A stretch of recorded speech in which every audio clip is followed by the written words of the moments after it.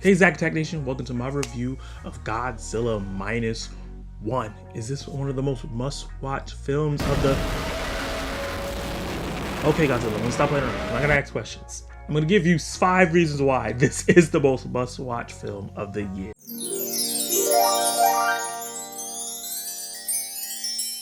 I gotta say, context is key in this film. I think them using post-World War II Japan, this place that's ravaged by war, a nuke was dropped, air raids caused a lot of death and a lot of family loss, and we're seeing this country back at zero. And that's kind of why this movie is called Godzilla Minus One, because they're at a fresh start trying to rebuild it. As they're trying to rebuild and get into the plus, Godzilla shows up and put them in the minus. But the context of the world really immerses you in the movie, seeing how the people are living, seeing all their thoughts and everything that's going on with the drama amongst themselves without even Godzilla being in the picture is enthralling. And they really made the human characters feel like real people that you can relate to, some being funny, some being like traumatized, some people you can empathize and sympathize with.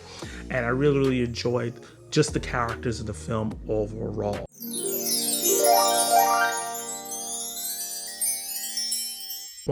What really great genre films and what separate great genre films from just regular plain old genre films is if the story can hold on its own without the sci-fi fantastical heroes or monsters in it. And I say that this movie definitely does. That's some of the most impressive parts of the film, is how they get you attached to these characters that are suffering from this World War II era and like the post of it and all the PTSD that comes with all that, and the focus on the main character Keiichirō, who was a former kamikaze pilot that did not go through with his kamikaze, and the guilt and the weight of that and all the loss that he has around him, and the fact that he has survivor's guilt, especially after Godzilla attacks the first time, just weighs on him throughout the film and adds so many layers to his character where you're really rooting for him.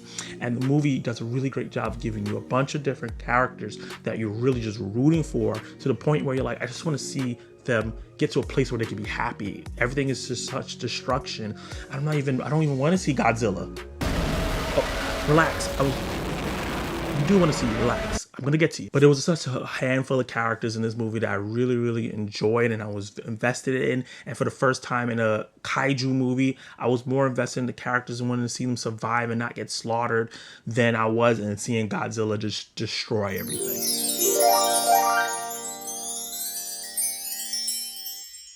So he can stop roaring at me. Let me get to the big guy himself, Godzilla. He's less of a character here and then more of a natural disaster plot device that you would see in like a natural disaster kind of film, or in a war film where there's a bomb. Like, you think of like how Godzilla is like a nuke, but a nuke that can shoot out nukes multiple times and wipe you out with his tail and his arms and his feet. He is a force of nature, matching a volcano, a tsunami, and doing all these things basically on his own. Godzilla is pissed off, he's eating people, he's destroying buildings at a whim, and he's just completely rummaging through everything. What he represents in this movie is really deep and brings a lot of the social drama and social commentary that's within the story and in the context of the film to life. I said this story was really great on its own without Godzilla, but Godzilla being there just adds to it so much because he's so fearsome. This is not a cute Godzilla. This is not a happy-go-lucky Godzilla that's trying to help the humans. He's here to destroy anything that's in his path as he moves along heading towards Tokyo. And I really was like in a mood where it felt like a horror film. It really felt like a horror film at times, especially when the humans are just running away and trying to figure out, and it just feels so hopeless and helpless. And the movie does a really great job of instilling that feeling of helplessness and cynicism in the beginning parts of the film, where it feels like nothing can stop this beast.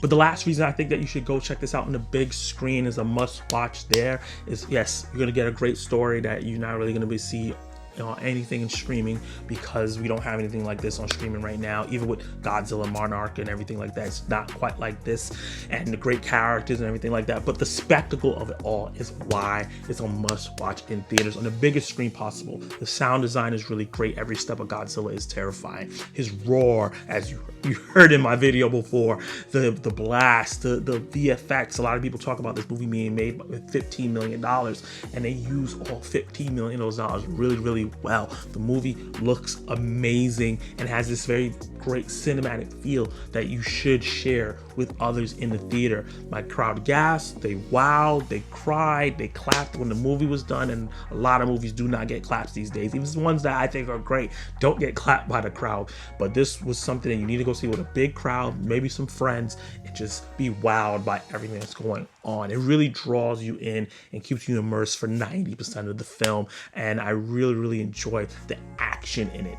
And it wasn't all despair. I talked about how there's hopelessness. The spectacle part of it is the humanity and the heroism, and how all those things come up in the very human story, where you get this inspirational story of humans trying to come together when they have no help from the big governments trying to take down this natural beast. And while I love this movie and I think that is fantastic, it's not perfect. I have small nitpicks when it comes to the film. I think that the VFX overall look amazing, especially when you're really up close to Godzilla. He looks real to the point where I'm like, this has to be practical effects. This cannot be CGI. It looks amazing.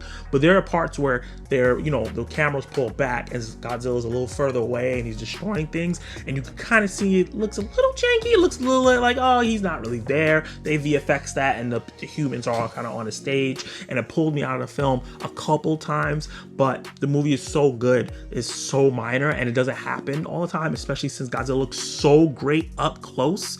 Those shots where he's farther away don't affect my overall feeling of the film and bring it down too much. But overall, the movie is still fantastic, and I gotta say, I'm gonna give Godzilla Minus One a B+. Did you like it? Did you hate it? What would you rate Godzilla Minus One if you've seen it already? And if you have not, what are you waiting for? Were you waiting for my review? Let me know in the comments below if you're gonna go check the film out in theaters or wait for streaming. If you like my review, hit that like button. And if you want to join the Zach Attack Nation, hit the subscribe button, attack the subscribe button, and hit that notification bell so you be notified for my reviews, reactions, live discussions, and much more. You can watch more of my content right now.